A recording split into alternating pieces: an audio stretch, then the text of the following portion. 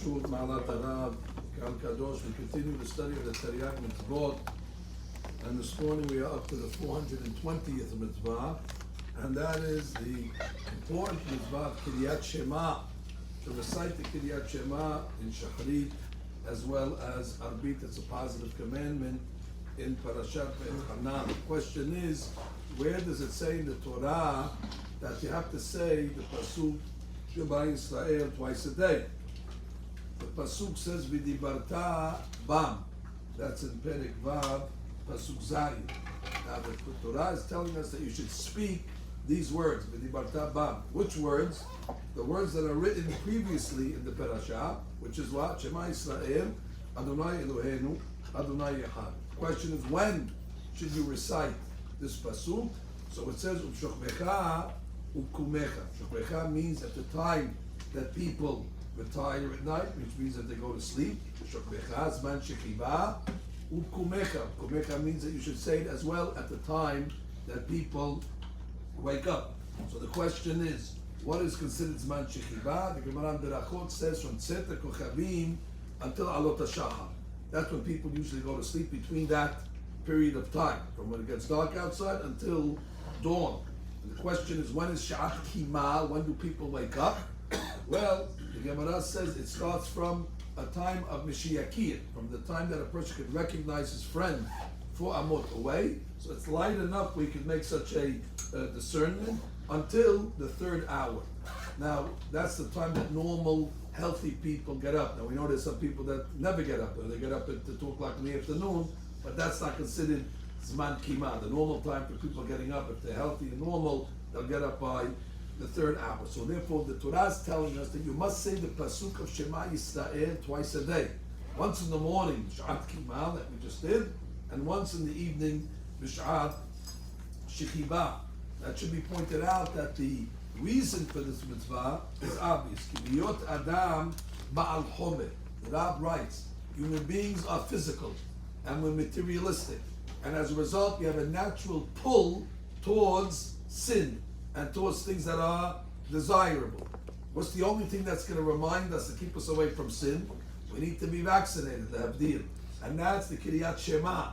So Sha'rit and Arbit, where we remind ourselves that there's a God, that He's supervising, that He's watching, that we accept upon ourselves the yoke of God upon us. So that is the greatest deterrent against doing bad.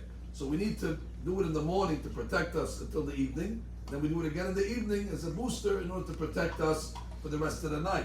And the Rav's Lashon is in such a way, כי בהיות האדם בעל חומר נפתה אחר הבני העולם ונמשך לתאוותיו. You're drawn after your desires. לכן צריך זיכרון תמיד במלכות שמיים. You need to remember the kingdom of God, לשומרו מן החטא.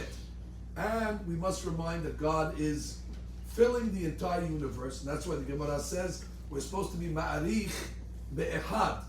That when you say the dalet of the Kiryat Shema, the ma'arich, what the dalet, like the doctor does so beautifully over here in this Bet Knesset, and what's the kavanah that when we ma'arich be'dalet, that you mamlich HaKadosh Baruch Hu on the 4 corners of the world, and also Shamayim va'aretz. Shulchan Aruch writes that the custom when we say echad is we actually turn our heads in order to actually make a motion that a Kadosh Baruch Hu is all over, up and down and all over the 4 corners. Some of the halachot that apply to Kiryat Shema.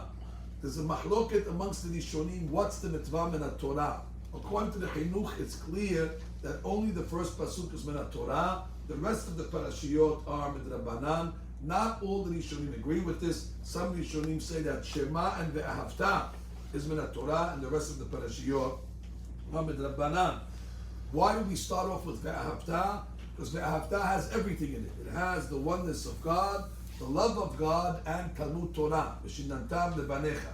Ve'haya only has, not only, but has in it the Shemirah of the mitzvot, V'ayam shot tishmetu mitzvotai, and Parashat Tzitzit has in it, of course, the mitzvah of Tzitzit specifically, and the Zechirah leman tizkenu, to remember all the other mitzvot. Furthermore, the halakha says, in Shachrit, one must make 2 berachot before Kiryat Shema, and one must make 1 beracha after. The The berachot that we make before is Yotzei Me'orot and Havat Olam, as well as the beracha after we make Ga'al Yisrael. In Arbit, we make two berachot before, Ma'ariv Aravim and Ohevet Amo Yisrael, and two berachot after, which is of course the berachot of Ga'al Yisrael and Hashkiben. So altogether we have 7 berachot that are connected to the Kiryat Shema, which is hinted to in the pasuk Sheva Bayom Hillalticha, that I sing and praise your praises God 7 times a day, which represents to the 7 berachot. Furthermore, when a person reads the Kiryat Shema, Sarich Lahashmi'a Le'ozno, you have to say it out loud enough that you can hear it. That means it has to be in a low murmur, not that you interrupt anybody, but that you can hear it. However, if somebody says the Kiryat Shema in a low voice that he did not hear his own voice, b'di'avad yatsa, but it's not like a tehillah. And that's only talking if a person actually said the words. But if a person reads it with his eyes, lo yatsa.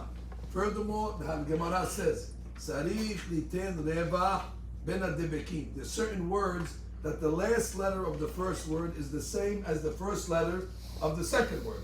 For example, al levavchem. So you have to make a separation between al levavchem, not to use one lamed for both. Or sometimes the words, if you're going to read them quickly, it'll have a wrong connotation. For example, ukshartem otam. If you're going to read it quickly, you're going to sound like it's saying motam, as if somebody died. Nobody died. Ukshartem otam. But if you say ukshartem otam, then Shalom. Baruch Deyana Emet. So therefore, one has to make a separation between ukshartem otam. Furthermore, the Gemara says the man tizkeru. One has to make the zayin of tizkeru, make it very, very clear. Otherwise, it sounds like the man tizkeru, that we're doing all these mitzvot so we can get sachar. And of course, first of all, you're reading the word wrong. And anyway, that's not true. We don't do the mitzvot merely for the sachar. We do it because we're commanded. However, if somebody did not be careful in reading the Kiryat Shema, kara velo dikdek yatsa. Now, lo dikdek doesn't mean that he read the words wrong. It's just that he wasn't careful between separating between the common letters. The Gemara says yatsa.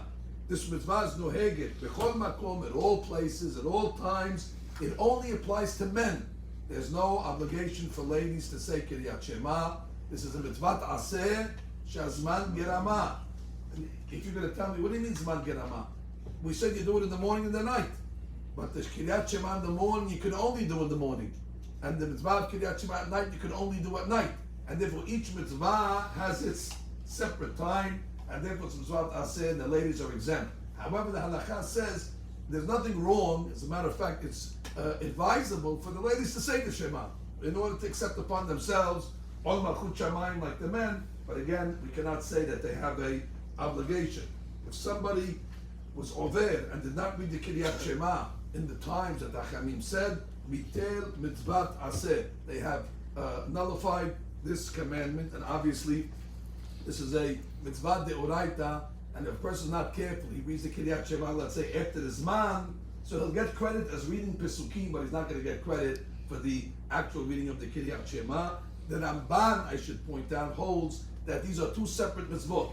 There's a mitzvah of the morning and the mitzvah of the evening. Chinuch only listed as one mitzvah. However, the Ramban says the mitzvah of the morning is one and the mitzvah of the evening is another. Therefore, again, one should be very careful, especially the Gemara says that one that reads the Kiryat Shema with kavanah, and we're only talking about reading with kavanah, and he reads it slowly, the proper way, mitzaninim lo gehinam. They'll cool off the gehinam, assuming that a person has to go to gehinam even for a little bit, so it's hot over there. So if he reads the Kiryat Shema in a slow way, so he's controlling his inner heat. Because when you know something, and you know it to read easily, normally your nature is to get heated up and read it quickly. So one that suppresses his inner heat in order to read the Kiryat Shema slowly, so he cools down, so therefore they'll cool down for him, Gehinam as well. So there's great benefits in the reading Kiryat Shema, the Dikduk, Bekol Ram, as well as Benaha.